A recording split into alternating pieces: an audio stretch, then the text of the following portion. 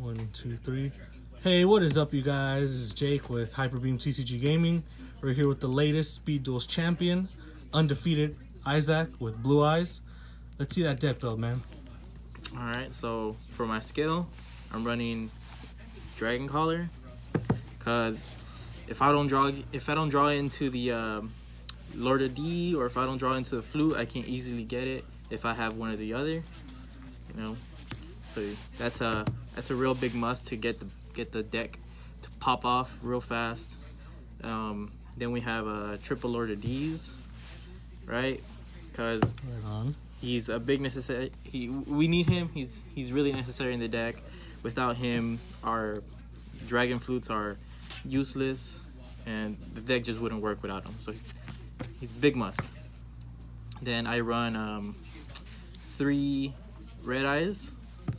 The reason I run him is because he's a normal compared to a Tyrant. I know some people like to run Tyrant because he's strong and his effect gets to attack twice if your opponent still has a monster left behind after he attacks the first time around.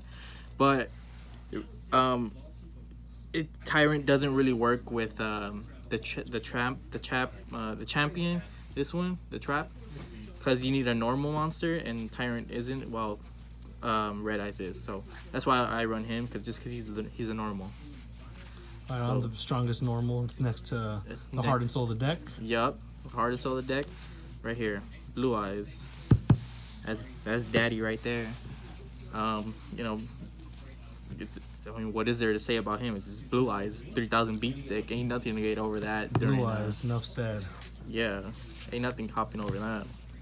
Then I run 2 Kaiba Man, just in case I don't draw into the Flute nor Lord of D, but I still manage to draw into a Blue Eyes. I can still at least have hope of having a Blue Eyes on field. Now, did that ever get your enemy caught by surprise by any chance? Yeah, I pulled it off once during the tournament, and that was the only time he actually came into play. But I really don't draw into him that often, which is great because I mainly want to focus on these other ones. Right on. So that's it for monsters. We're gonna go ahead and move on to spells. So we're going to start off with triple flutes. Again, necessary in order to get the deck to pop off. And then we have stomping. It's good just to destroy your enemy's back row. You get to pop a card, and then you also inflict 500 damage by destroying it. So it's good. Only one of those though, because I don't want to get too clogged up with it. So that's it for spells. And then we have a single kunai. Single kunai just because when Lord D is on the field, you can't target any dragons. So you can't buff up your dragons. You can only buff up the Lord of D, and then it's good to just put your opponent into like defense whenever they attack Lord of D or something. And then we're gonna follow that up by 2 windstorms. It's good just in case you don't draw into anything, you're wide open. Just defend yourself, try to survive an extra turn. And then the main deck, why this deck is just broken.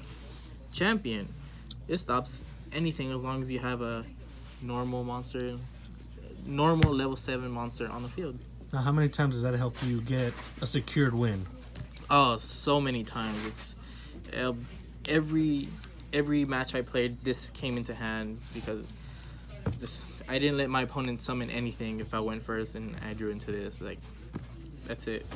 You go first and you do instant this. Scoop. Yeah, it's stupid. Especially how life points only 4,000. There's a Blue Eyes and a Lord of D, and that's game. You don't let your opponent summon. That's it. Instant scoop. Excellent, man. Now, what were the best matchups and worst matchups for the deck, if any? I struggled with the Amazons just because they run what's the chick that makes you take the damage instead of them. She's really annoying, and then the field, just because once you kill one of them, the other one comes, and they just swarm off like that. It's annoying, but I still managed to get over it by just crashing into it. That's all you gotta do. Don't let them sit on it. Just crash into it and just try to get the thing off the field. I don't know, anything else you want to add before we close off the video? Yeah, just make sure to subscribe to the channel, and if you're within the area, make sure to come and drop by, say what's up, play.